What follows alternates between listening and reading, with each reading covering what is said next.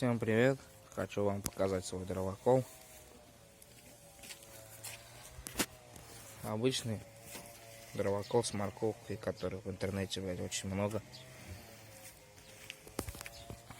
Но у нас тут стоит лифановский 6,5 сильный мотор бензиновый. Обычный металлический стол, каркас. Но стол нужно делать пожестче. Вот у нас стоит тут шведлер. Стол делали потоньше, из тонкого металла, его полностью вырвало. Морковку заказывали на сайте odrava.ru, вроде как, я уже не помню.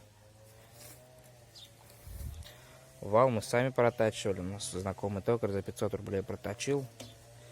Подшипники, там сидят 4 подшипника, нашли на металлоломе, на металлоприемке.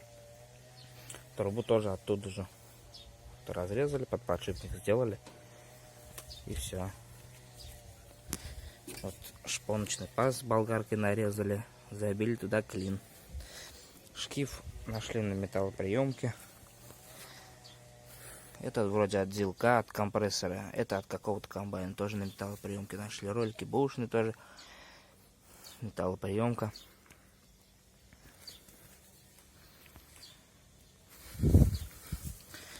Тут стоит натяжитель для ноги.